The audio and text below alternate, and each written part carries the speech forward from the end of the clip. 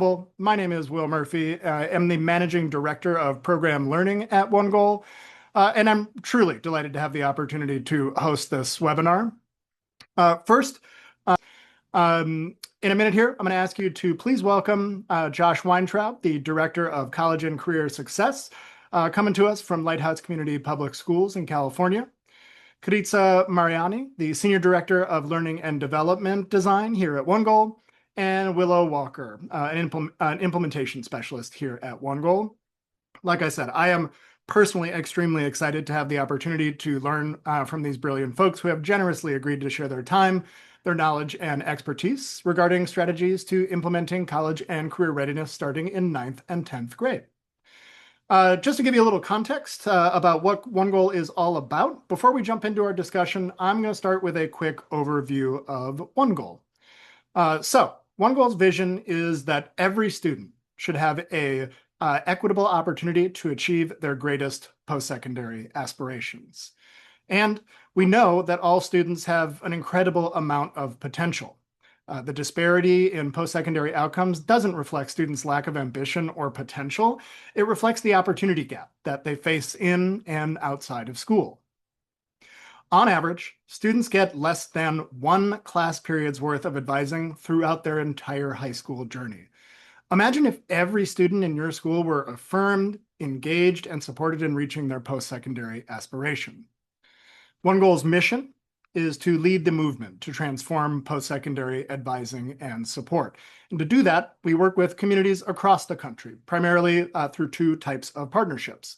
One of the ways we do that is through a daily class for high school juniors and seniors, which comes with an extra year of support during the first year of their transition into post-secondary education. Just like math, English, these are taught during the school day. We believe that post-secondary planning should be taught with equal attention, and that teachers and school staff should be supported to effectively deliver that knowledge.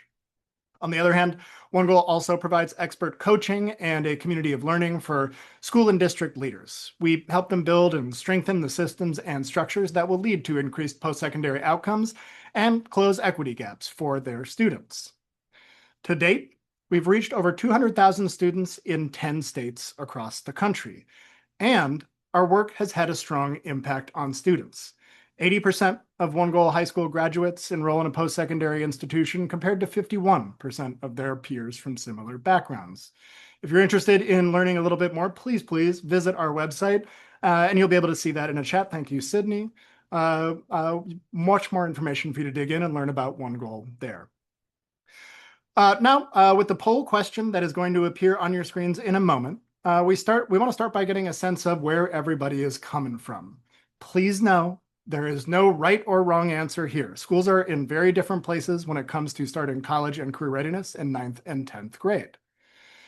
Some of you may have already built this into your school-wide approach, while others are just beginning to explore what this could look like.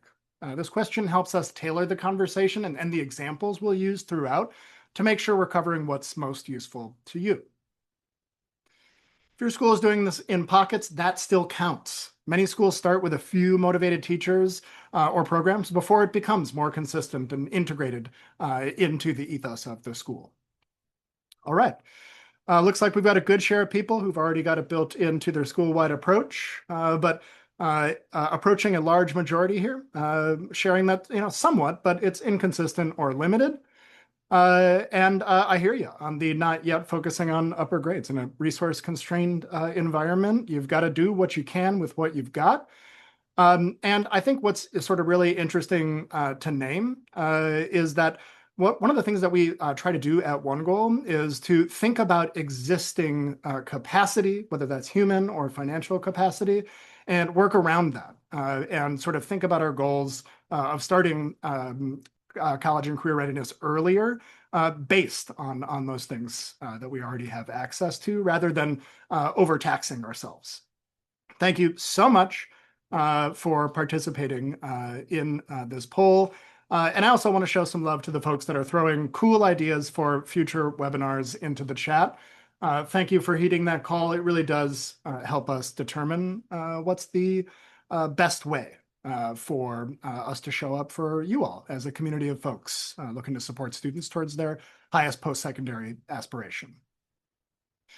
All right, let's keep it moving. I am thrilled to be joined by Karitsa Mariani, One Goal's Senior Director of Learning and Development Design.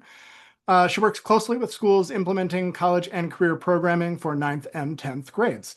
Karitsa, if you could be so kind, would you tell us a little bit more about why starting in ninth and 10th grade matters school-wide? Sure, thanks, Will. Hello, everybody.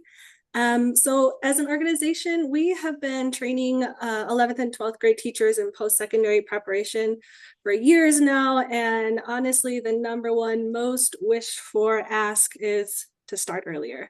So when college and career readiness starts in the first 2 years of high school, students and staff develop a common understanding of what post-secondary planning looks like. The school is then building a culture of readiness gradually and intentionally. Schools that start earlier help students entering their junior year by establishing foundational context, language, and direction, making post-secondary advising more focused and manageable. Early planning also helps high school students identify and track who is disengaged, uncertain, or missing out on key experiences well before the decisions become high stakes. That gives counselors and administrators more time to intervene. Starting early also encourages clearer collaboration between counselors, teachers, and admin. Everyone understands their role in supporting readiness rather than seeing it as the responsibility of just one team or one department. And last, when students build awareness, confidence, and planning habits in ninth and 10th grade, they're better prepared to make informed decisions in those very busy last 2 years. The payoff shows up in stronger engagement and clearer post-secondary pathways. Thanks, Karitsa.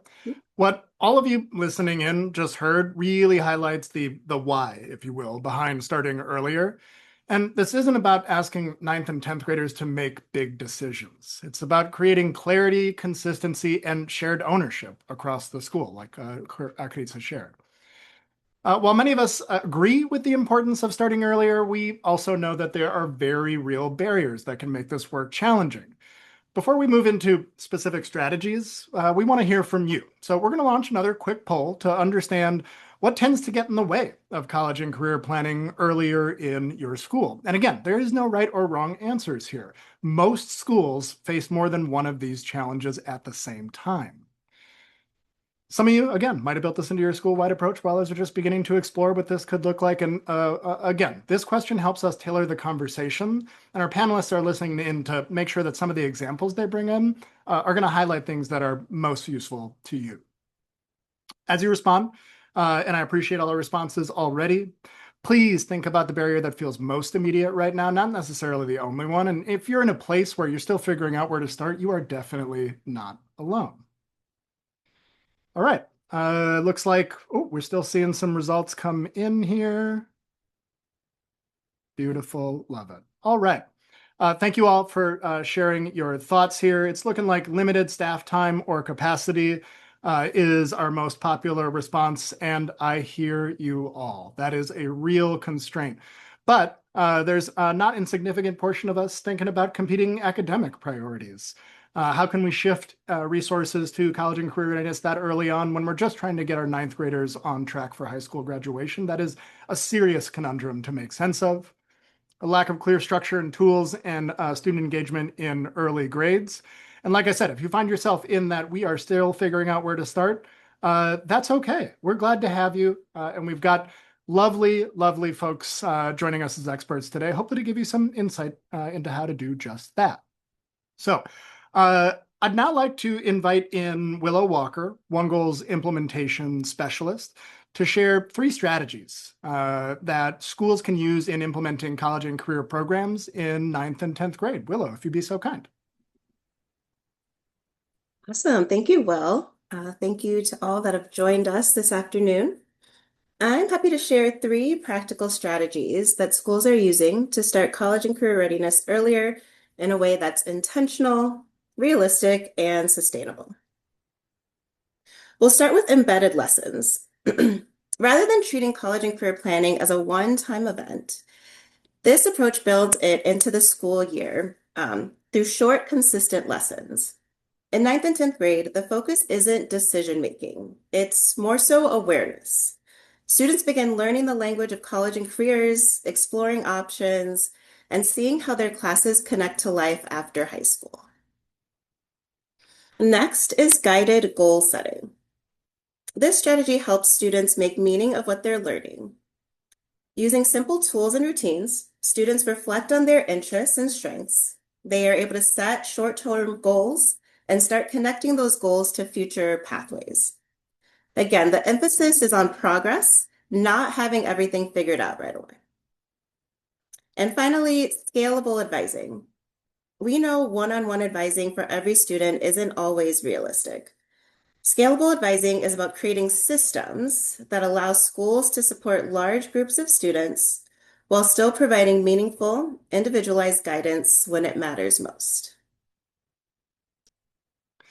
Okay, I would like to invite in Josh Weintraub, the Director of College and Career Success, working with Lighthouse Community Public Schools in California. And Josh, I'd like you to share a little bit about your school before I invite Willow Karitsa back in to join us for the panel discussion. Josh, mic's yours. Thanks, Will. Well, I'll share a little bit about myself first, and then I'll jump into sharing about our school. So I've been an educator for about 30 years, 29 this year, most of it in the Bay Area. I've been a teacher, a principal, and then kind of fell accidentally into college and career access work, but stayed there. It's been kind of like my deep love in education. Um, our schools, we have a small network of two charter schools. They're both TK through 12 schools serving, a wide swath of developmental needs in East Oakland. You can see kind of some of the numbers here. Together, these schools serve about 1,600 students, so about 800 per school. It's mostly traditionally underserved students. And there's been, I think, from the beginning of our, like when the school was founded, a real focus on college and career as one of the core kind of principles and reasons that students and families would choose to enter our school. I think that, over the 20 or so years that I've been involved with the organization, one of the things that has shifted is I think, started on this focus of kind of 4-year schools for everyone. And that has really, I think, changed over time. And at this point, we, kind of look at post-secondary and not just 4-year college and really work with our 2-year college systems, our career training programs. We've built in CTE programs in the time that I've been there. So I think we have come to embrace the kind of college and career piece together as kind of two sides of the same coin that work really really well together and work really well for our students and families. So that's a little bit, I think, just about me and our schools. We've worked with One Goal for the last 5 years. So started off with a small pilot with like 14 students, and I was actually the teacher of that initial One Goal class, and then expanded to be something that is all of our 11th and 12th grade students. And then, as Will mentioned, or maybe as someone mentioned, that students also get One Goal coaching the year after they finish high school, which is super valuable, and also access to some additional financial aid funds from One Goal that also is a bonus as well. As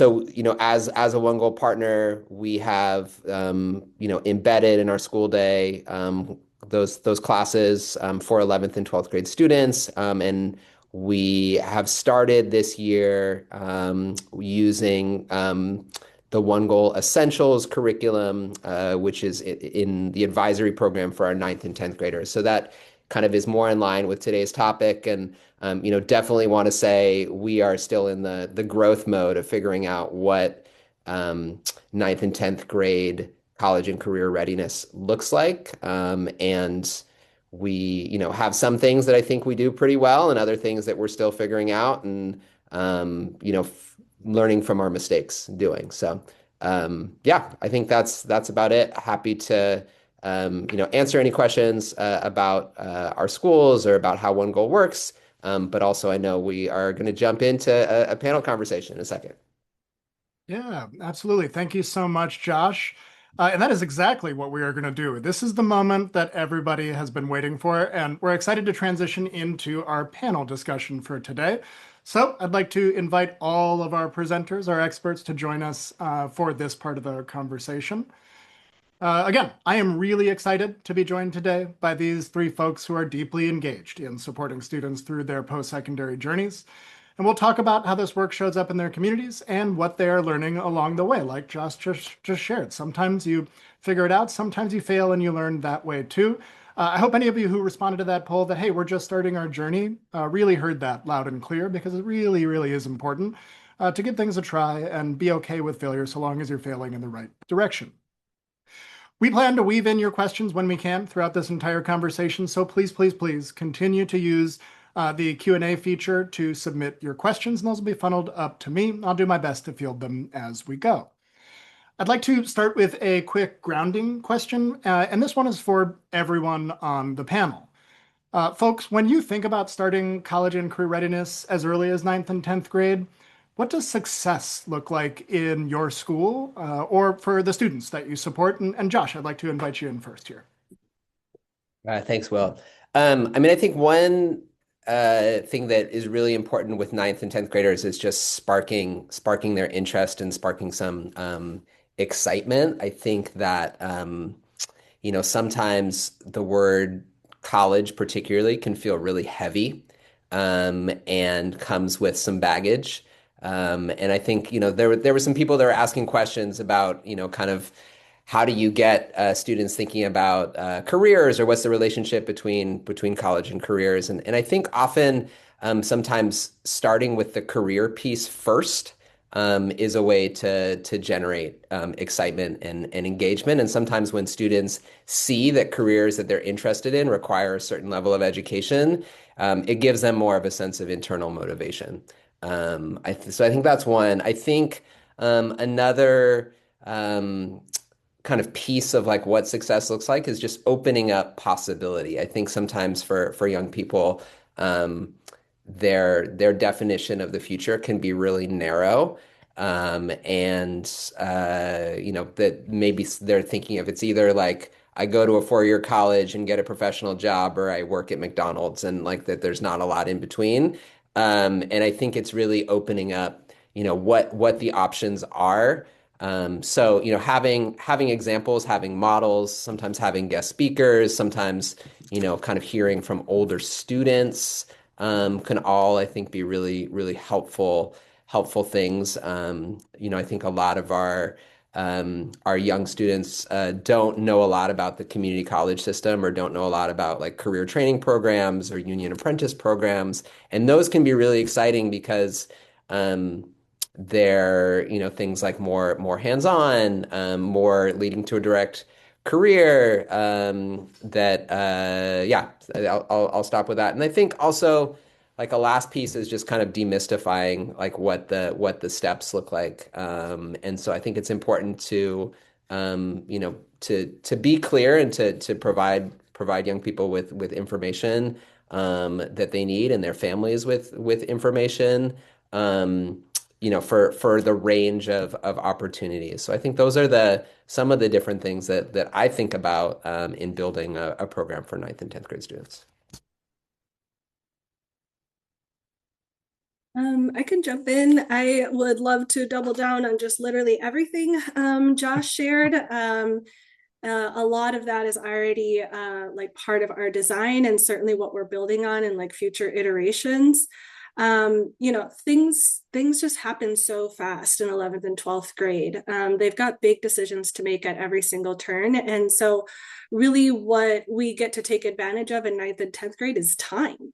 And we want them at that age to really be in a dream state. And then we want them to feel like very supported in that dream state. And so for us in designing, that means taking the time to ask them, like, what are you good at? What do you want to learn more about? What are you interested in? What motivates you? And then slowly and gradually, like, help them crosswalk that through careers that are possible, that leverage all of those things. So I think at this age for us, success really looks like feeling empowered to like dream big. Awesome. I'll round us out here. And so the idea of success to me, as some of you mentioned or answered in the poll, schools are operating or starting at different places as they're thinking about what success would look like as they're bringing in strategies around 9th and 10th grade college and career readiness. As we mentioned a little bit earlier, 9th and 10th grade exposure to college and career readiness can only support the advising resources that are currently on campus. So part of the work that I do with One Goal, working with administrators like Josh and other administrators around the country, we want to make sure that 9th and 10th grade teachers and adults in the building can see the connectedness to starting early with 9th and 10th grade students and how that will just support what's already in existence on campus. So understanding what the overall school goals are, making that understood by all the adults in the building, so that everyone is working towards the same goals, can often lead to success. Yeah, I love that, Willow. It always reminds me of the quote that it takes a village, and that really holds true for this kind of work. Shout out to Dora and an anonymous attendee who asked a similar question in the Q&A and in the chat. And I just want to sort of pause and take a minute to ask any of our panelists what they think about this question. So Dora specifically was curious about what type of embedded lessons you all might recommend at 9th grade, especially with career exploration.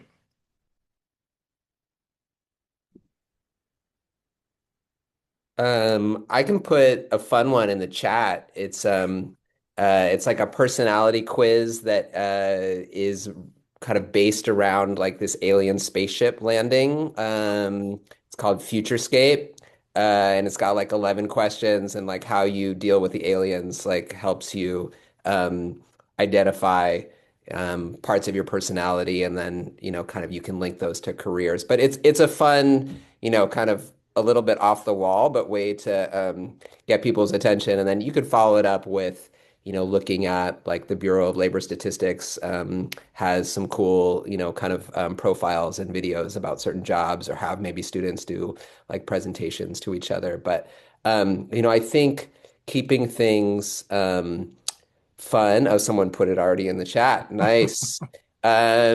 Keeping things fun and informational with 9th and 10th grade, kind of, build some excitement about like, when are we going to have our next college and career lesson? And then, when you do things like maybe go on a college visit or have speakers, there's some excitement there rather than the, kind of the eyes glazing over. Thanks, Josh. Karitza, Willow, welcome you in as well. For people that I saw someone else ask about financial literacy, Next Generation Personal Finance has some like cool arcade games that teach financial literacy lessons that are also kind of fun and lead to they have full lessons that you can use some talking points from those. Like there's one that's for teaching students about loans. There's one where the students is a loan shark, and you have to try to rip people off as much as you can, and in order to understand kind of the difference between like interest rates and loan terms and things like that. But that's another great resource of just kind of some pre-made fun activities.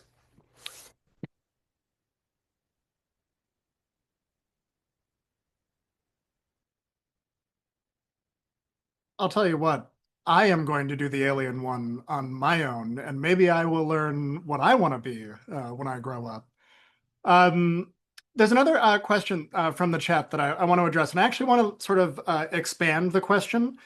So the question that was asked is, hey, what do you recommend for a student who might want to become a veterinarian besides sort of the boilerplate, hey, take more science class? But I'd invite our panelists to share anything on their mind to help think even more broadly about the spirit of that question.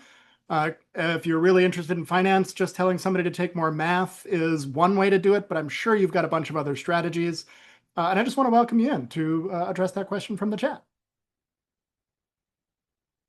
This question reminds me of my own daughter's experience. She is not going into veterinary sciences, but one of the things that she did in early high school before she was legally able to work was volunteer. And one of the volunteer spots was our local shelter. And one of the things that we encourage, especially as kids are transitioning from 10th to 11th grade, is that like, this transcript of yours, yes, it tells the story, and it tells the story of this one part of your life, which is your academic journey, but your life is just multifaceted. And so like, what else are you doing outside of school that could encourage, especially colleges or employers, to see who you are and what you're passionate about? And so I would certainly suggest thinking not about that, just about that sequence of courses, but also like, what about your like sequence of life? Like, how could you build in this interest and grow in this area, so that as you are coming into your senior year, you're feeling really good about this thing. I love that, Karitsa. Thank you I so much. really, Willow. yeah, I really like that, Karitsa. My first inclination there was to think about opportunities to volunteer. Um, Also, we recommend students in that this idea of becoming a veterinarian, if there are people veterinary that you can connect with in the area. Oftentimes, I feel like those adults like to be interviewed. You can see if there are opportunities to um, like shadow for a day or different things like that. But something that I also double down on when working with advisors on different high school campuses is advisors don't always have to have all of the answers. And so there are counselors on campus where if students are interested in different type of career paths, they can go and talk to counselors that are on campus to also investigate what other opportunities are available to them in their area. Can I jump in and add one other thing? Please. I think it's also important for a student to understand that there's a range of careers that are related to veterinary science, and not just veterinarians. So, I think like like being a doctor or being a nurse is often, kind of like the first thing that jumps out. And I think kind of complexifying it for kids a little bit of like, oh, did you know that you could be a vet tech and you can do that in 2 years instead of 8 years? Do you know that you could, also be a zookeeper, or you could be, I think it's called like a animal social worker. So, but there's different career paths, and understanding kind of what the educational requirements and where there might be programs kind of in the area, I think is the kind of like getting deeper into the conversation, um, also helps open up some different possibilities and kind of like plan A, B, and C, which is really important as things change, as kids kind of go through different phases of their lives. Yeah, absolutely. I want to put an exclamation point on the advice from Josh to go and interview folks who do this work currently. One of the things that I've always found to be really interesting working with high school students is that they might be a little bit apprehensive about asking somebody to do an informational interview. And a really cool thing to share with students, I think, is that there is a very, very small percentage of time where somebody has been asked to do an informational interview from a high school student and hasn't been deeply flattered and excited to do that. And I think that can help instill a little bit of confidence and comfort into that space. And I really also love the idea of thinking about like different careers that are connected to it, or even just asking students, hey, what is it about veterinary science that attracts you to it? And I imagine their answer to that question will lay a few breadcrumbs to give you some insight into what kind of support that student might need. We've got another question from the chat here. Beyond advising service, what resources can parents use to support their students in the decision-making process? And more specifically, what kind of guidance might you offer to parents who want to be more involved? And I think if it's helpful to think about that through the lens of 9th and 10th, because that's what we're here to talk about, but welcome in some later years of high school thoughts too. Panelists, what do you think?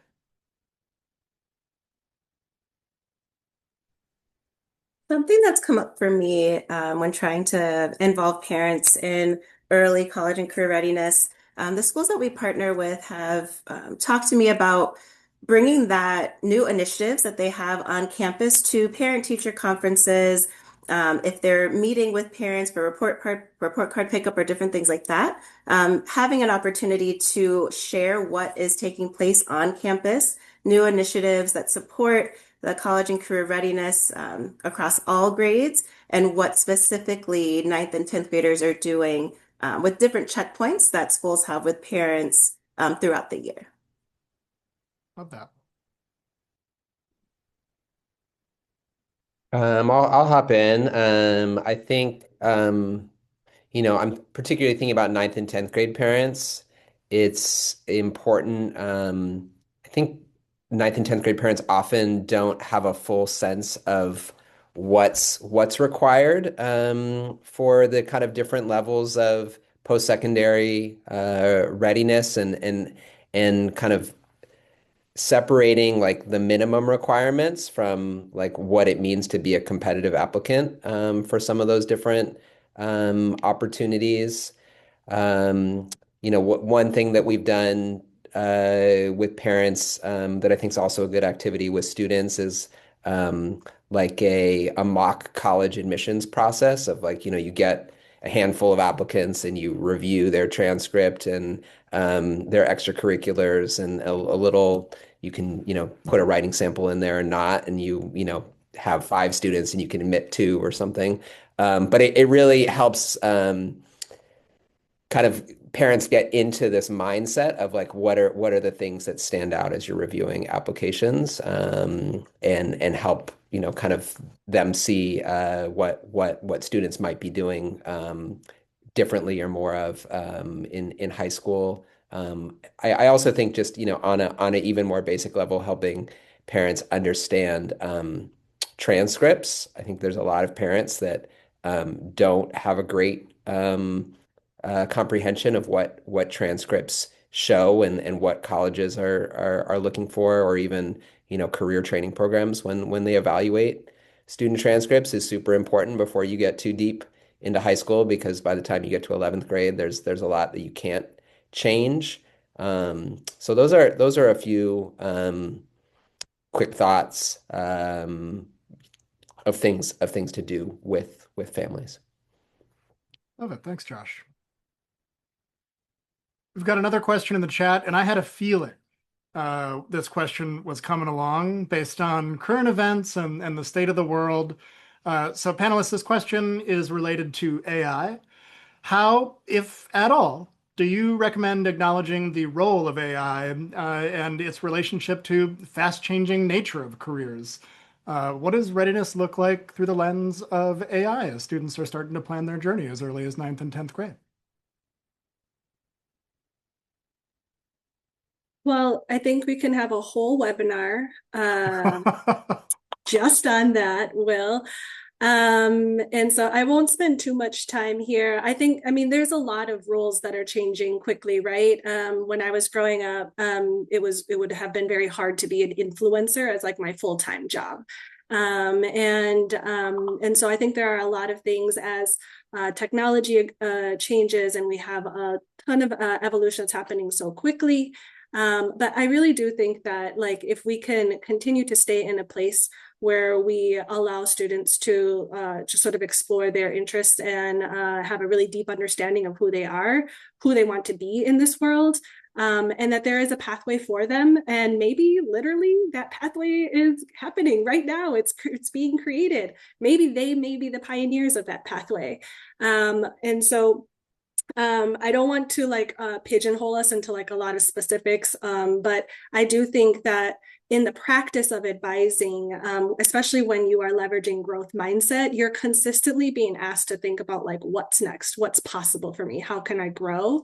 And I think that sort of those like foundational pieces are helpful even when the end game is not super clear. I love that, Karitsa. So leave a little space if other panelists want to hop in. Spicy topic.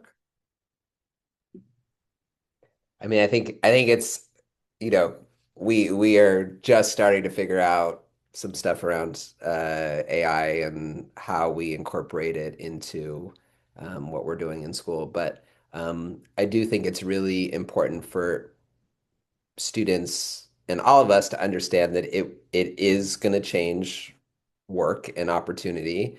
Um, and I think that what I would focus on now is helping students understand what AI is good at and what it's not good at.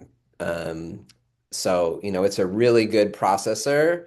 It is not good on the nuances of, human relationships and interactions and able to do, kind of physical tasks. And I think, we need to acknowledge that there are and help students see that there are kind of career choices that lend itself more towards kind of being AI resistant or proof. And I think of kind of like careers in healthcare is one. Like AI is not going to kind of treat people in a hospital emergency room anytime soon. Um, and then there are ones that are, I think, more susceptible. I think we've seen that with computer science most rapidly, that was the major and kind of career option that so many people were being steered towards. And now, people that major in computer science are really struggling to find a job because AI can code, way better than most humans. Yeah, I think just being honest and make sure that students and families have some of that information, and then providing them with advice and kind of skills that are going to help them in what we think the world is going to look like the next Yeah, little while. appreciate that, Josh. We've got another question in the chat. And Willow, your name popped into my mind as I read this question. So I'm really just saying that to give you first right of refusal. But the reason you popped into my mind is because of the sort of it takes a village note that you had shared up front.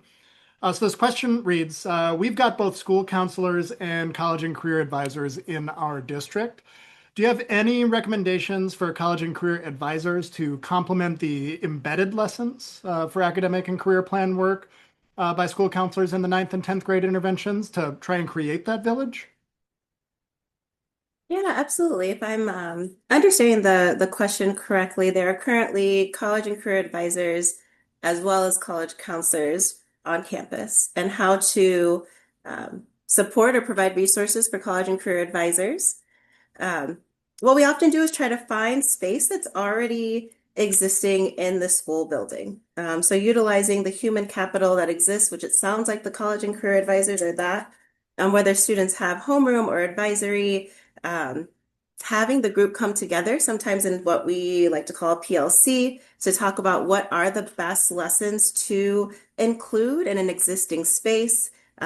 Maybe having those conversations by grade level, knowing that it may differentiate by grade, and then deciding when they want to incorporate these lessons. Is this a weekly basis? Is this monthly? What is the capacity of the people in the building, the college and career advisors?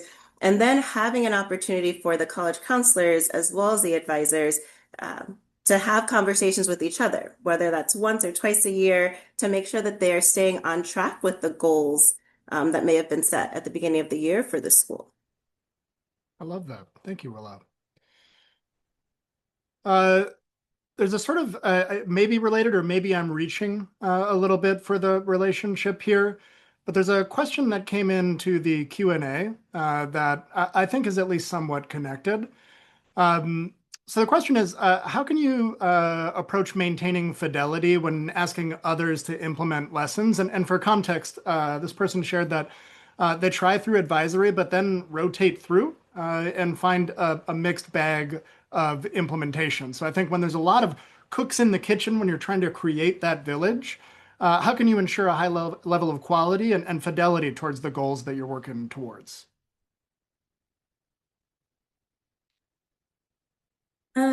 Teacher training comes to mind to me, Will, and that is sort of what I am mostly focused on here. And what you are asking is no small question. When I am in design for teacher training, I am creating that for just about anyone. We don't expect our teachers to be post-secondary experts because the way that our program is designed is to roll out wall to wall across all homerooms or advisories. And so honestly, I think about my homeroom teacher, who was the wood shop teacher, and he was also the athletic director. And maybe not like the most like, hey, let's build relationships kind of guy. And so, and then we have just like, I am telling you, some of the most amazing classroom teachers that are advising right now, and they teach, biology and algebra, and so which is kind of across the board.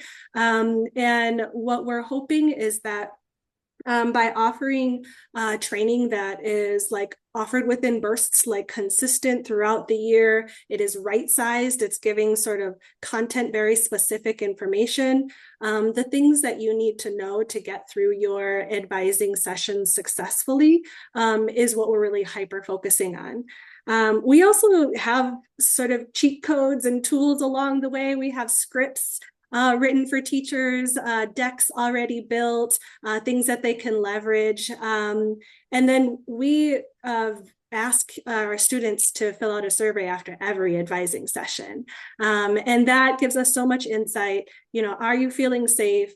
Did you feel encouraged? Does this connect to your future? And then those sort of data points are leveraged in sessions with teachers and admin when we do check-ins.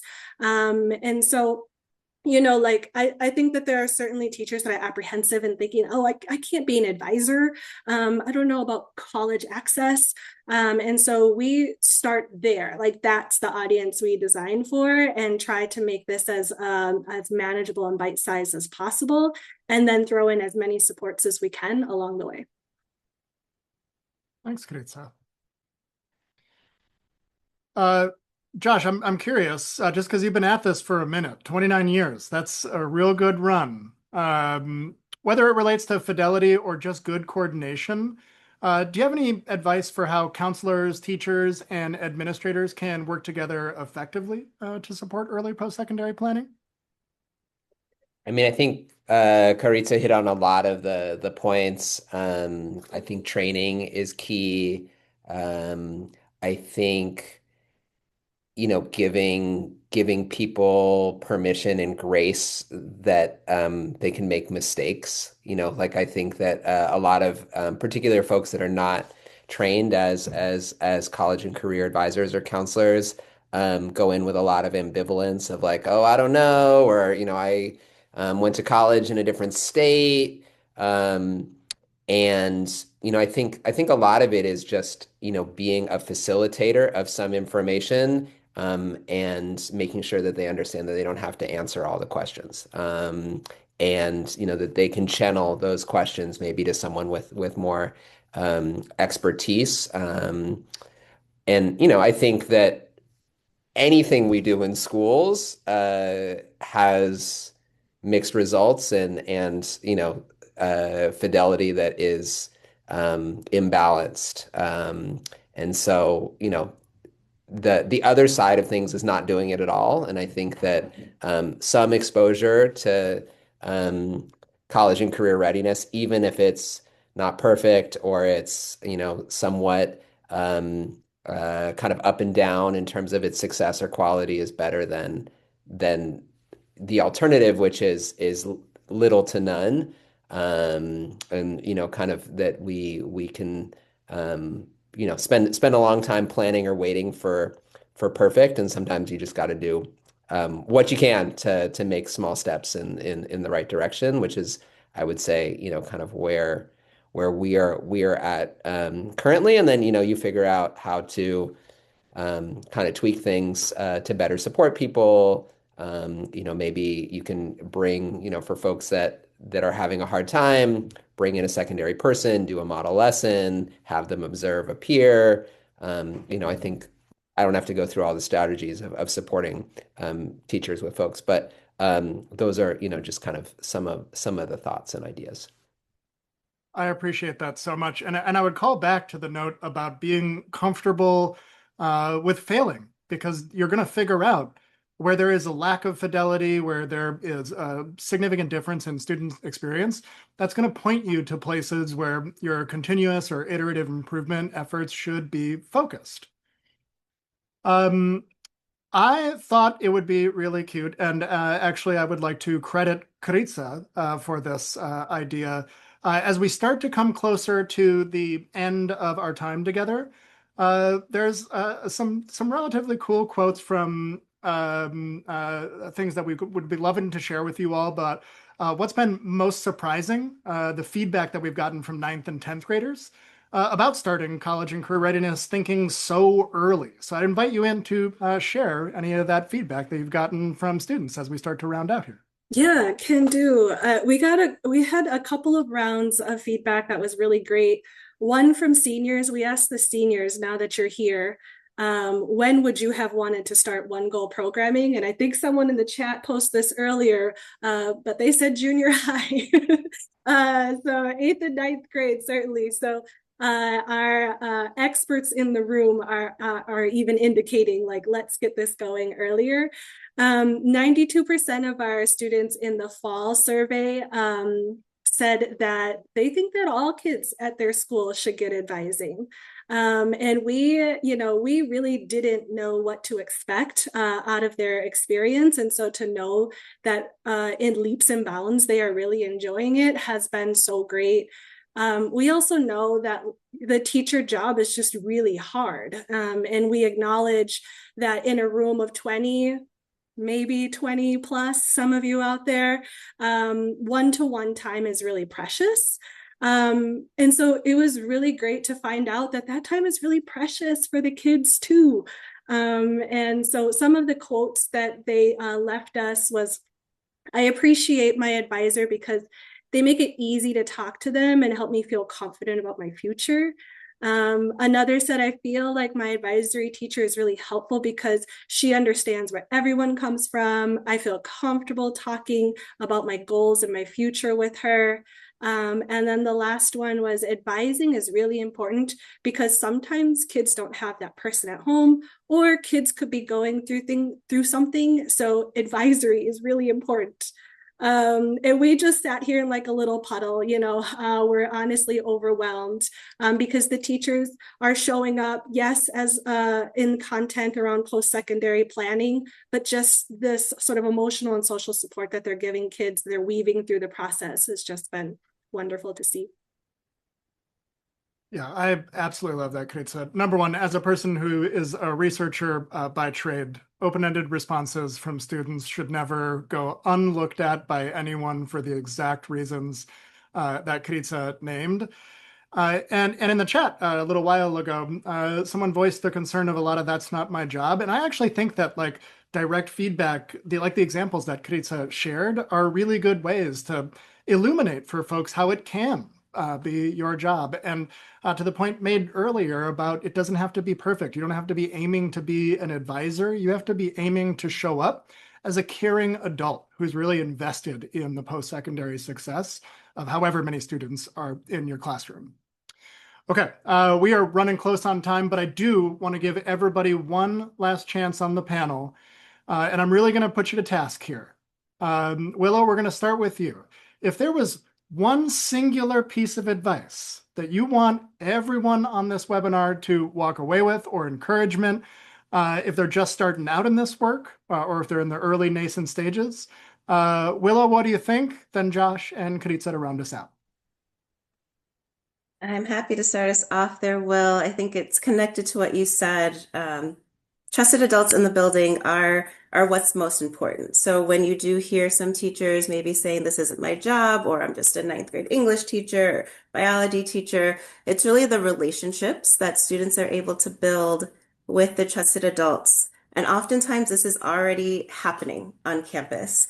And my advice would be to find where it's happening. If there's already a dedicated space, reassure teachers that they're already doing this work. And we're just trying to put a little bit more structure into what's already existing.